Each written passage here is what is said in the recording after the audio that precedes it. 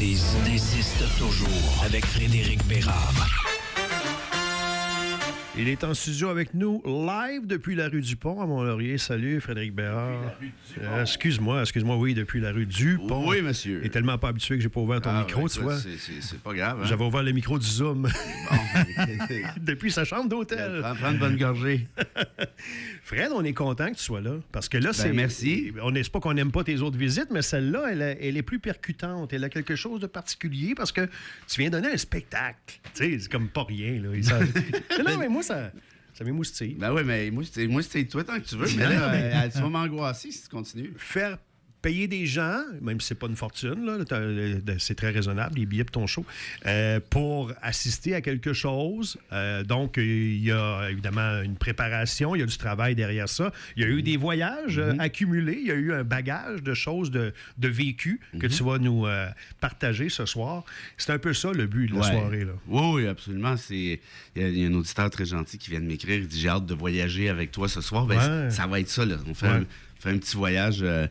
ensemble, dans le confort de Mais ce ne sera pas le canal évasion, là. On ne sera pas dans tout compris. Pas tant que ça, non. C'est pas vraiment tout inclus. Mais non, j'ai vraiment hâte. Ça va être très cool, je pense. Et avec une mise en scène, là, pour vous dire comment, c'est une approche professionnelle. Là. Il ne débarque pas avec ses diaporamas. Un petit Joe Clin-Clin. Il y a combien de voyages dans ce qu'on va voir à soir? 8. 8 voyages? Oui, 8 voyages. Puis il y en avait beaucoup plus que ça, mais là, on a élagué. Par exemple, je disais, la Colombie, ça vaut-tu la peine? L'Honduras. T'en as mis de côté, là. J'en ai mis pas mal de côté. Éventuellement, il y aurait peut-être une prise 2, des trucs justement comme ceux-là, parce que j'en ai quand même pas mal d'autres. Costa Rica, la Grèce, mais c'est des trucs moins dangereux, là, tu sais, comme ça. Et le goût de faire ce genre de voyage-là, ça date de loin, là, parce que, tu sais, il faut quand même que tu veuilles là, aller à Guantanamo, faire des démarches pour pouvoir y aller, du coup, dans une favela. Tu sais, c'est des places que la plupart des gens ne veulent pas aller. Oui, la favela, en fait, j'avais pas le droit d'y aller. C'est ça. T'aimes ce goût du risque? Ben c'est drôle parce que je me suis posé la question hier, parce qu'il faut que je trouve... Faut et pourtant, il y en a qui t'imaginent peut-être le gars de condo à Montréal qui aime être dans son confort, alors que tu démontres tout à fait le contraire quand tu fais ce genre de voyage-là. Oui. Ben en fait, c'est arrivé à un moment donné dans ma vie où j'ai réalisé à quel point j'étais privé. Je le savais déjà, là, mais quand même, c'est gâté pourri. Gâté pourri par la vie. Puis, tu sais, moi, ce que j'essaie de faire en partie, c'est de dénoncer l'injustice. Mais pour dénoncer l'injustice, il faut la connaître. Et puis, ces voyages-là, j'avoue que ça m'a toujours... c'est stressant, évidemment. Puis c'était dangereux, là, dans la plupart des cas. Mais je sais pas, tu sais, quand tu crois en quelque chose dans la vie, tu te dis, il faut que cette injustice-là soit connue, soit sue. Ben, tu y vas. Puis des fois, c'est ça, quand j'ai regardé les vidéos lundi, je me suis dit, OK, moi, je suis allé là. Non, mais c'est parce que quand au Chili, les tanks sont partis après nous autres avec du cyanure. Tu réalises le danger que tu as couru. Après. Mais c'est ça. Puis, tu sais, je veux dire, de là, l'idée de ce soir, qu'on puisse le faire ensemble, particulièrement dans ma région natale, c'est vraiment, ça me... Ouais. J'ai une question technique. Là. Est-ce qu'il y a une narration ou c'est toi qui expliques pendant les images? Oui. Est-ce qu'il y a de la musique, puis on écoute, puis après ça, tu racontes? Comment exact. C'est que, en fait, il y a du voice-over sur chacune des vidéos. Il y a une narration. Déjà. Okay. Moi, je vais présenter les vidéos, on va en parler un petit peu après, parce que j'ai réalisé qu'en regardant justement l'ensemble des trucs, qu'il y a des affaires que je ne pouvais pas montrer. Par exemple, dans la favela. Ouais. Je suis avec Flavio, là, qui est un repris de justice, là, en tout cas, c'est un méchant freak. Ouais. Puis lui, il me disait, OK, quand on va tourner là, tu arrêtes de filmer parce qu'on va se faire mitrailler. Puis il est au courant, il s'est déjà fait mitrailler. Ouais. Fait que la caméra s'éteint. Fait que c'est des affaires comme ça, tu sais, que j'expliquerai là, ici et là. Puis oui, c'est ça. Puis on va y aller un peu à la va comme je te pousse. Et vous arrivez, les portes ouvrent à 7 heures. C'est important de le préciser. Tes livres vont être là, la librairie pour laquelle tu écris? Oui, ben en fait, pas la librairie. Pas la librairie, mais la papeterie des Hautes-Rivières a eu l'extrême gentillesse d'offrir ces très valeureux services. Mes livres vont être en vente à l'entrée. Okay. Et puis pour ceux et celles qui veulent une signature ou un petit bonjour, ça s'arrange, c'est gratuit. Tu fais ça avant?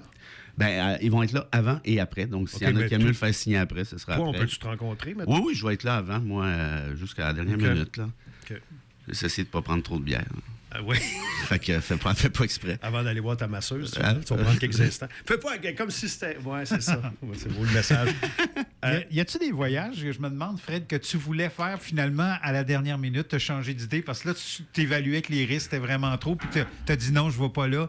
C'est-tu arrivé ou c'est pas encore arrivé? Je suis toujours... Non, en fait, c'est pas vrai. Il y a une fois, c'est il y a 2 ans ou là, 1 an, j'avais été invité à donner une conférence en Algérie. Puis je m'étais dit, après ça, je fais le tour de l'Algérie parce que je suis un fan de Camus. T'étais avec nous en ondes à ce moment-là. Ça se peut. Oui. Puis, fait que j'avais tout mon voyage de prévu. J'allais à Oran, là où habitait Camus, à Mondavi, où il est né, bref. Et avant de rentrer là, j'étais en Corse. Et là, j'ai des amis, moi, algériens. J'ai déjà dirigé un ouvrage, Maroc-Algérie, tout.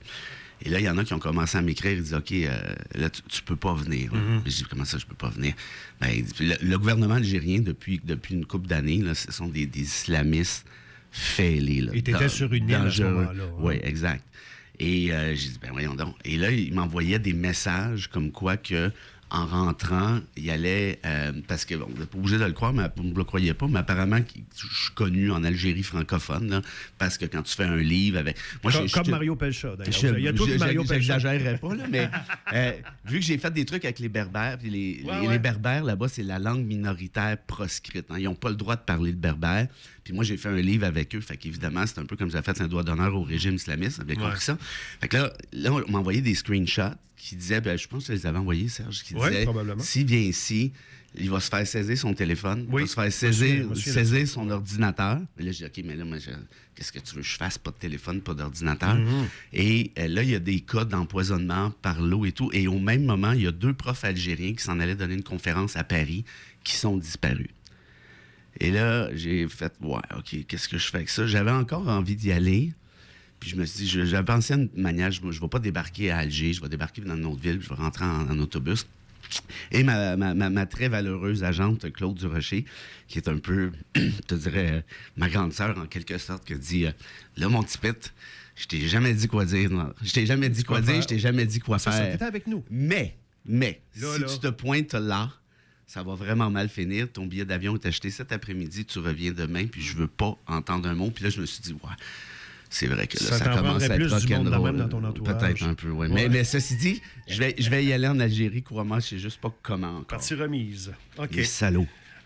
Hier, j'ai pas réussi à t'amener sur un dossier, sur un sondage qui était paru dans le Journal de Montréal. Je récidive ce matin. Il y en a un sur l'immigration. On fait une petite pause, puis on veut t'entendre réagir. Dans 2 instants. Dès le matin, la bêtise insiste toujours avec Frédéric Bérard. On salue les filles d'Assurance Paquin qui vont être là ce soir. Le monde est super gentil. Ouais, d'ailleurs, tu as fait ta petite tournée hier. Une petite tournée... petite. Hey, d'ailleurs, ceux qui n'aiment pas manger des animaux comme moi, le steak de chou-fleur de la microbrasserie est d'une qualité exceptionnelle. Un steak de chou-fleur. Zéro animaux, zéro souffrance. Et c'est délicieux. Je le recommande, en fait. Cette recette pourrait s'exporter à travers l'Occident. OK. On n'est pas convaincus. Non, bon, on va l'essayer. Voilà, on va l'essayer. Essayez. Le chou-fleur. OK. Parlons un peu de ce sondage qui est 2e en 2 jours du Journal de Montréal, il se gâte, concernant la perception des Canadiens et Québécois par rapport à l'immigration. Tu as pris connaissance un petit peu? Ça semble être efficace là, de marteler toujours sur le clou que l'immigration est la cause de bien des problèmes parce que du côté du Canada, c'est moins de 61 %. En fait, c'est du côté du Québec. On devrait donc en accepter moins à 61 %, autant à 25 %. Et c'est pas mal ça. Du côté ailleurs au Canada, 56 % disent qu'on devrait en accepter moins. Donc, c'est plus intense au Québec. Et 27 % Comment tu reçois ça? Est-ce que c'est de l'intolérance? Est-ce que tu y vois une espèce d'incompréhension du portrait global? Ou... Je vois que c'est drôle. J'étais avec des amis hier qui ont travaillé à Québécois longtemps puis qui disaient pendant la crise des accommodements raisonnables, il y en avait un boss là-dedans là, qui disait, quand on voulait craquer le monde, là, une journée plate, là, qui n'avait pas trop de clics, là, On trouvait n'importe quelle histoire. On mettait ça dans les pages du journal. On l'avouait. Non, mais ils mettaient le feu volontairement, puis par la suite, ils se parlaient, ils disaient « Ouais, là, on est peut-être allé fort un peu. » Regarde, je connais pas grand monde, moi, qui vont se faire dire, après X années, je recommence ma phrase, tu sais, tu te faisais pendant 10 ans, 15 ans, il y a toujours des immigrants, c'est dangereux, ça. Déjà, qu'il y a 25 qui trouvent que c'est bien correct, le seuil, puis 8 qui en voudraient plus. Tu sais, ça, c'est quand même spécial. Moi, je trouve ça triste, en fait. C'est un journal de marde. C'est ça que c'est, ce journal-là. Honnêtement, puis je pèse mes mots. Là.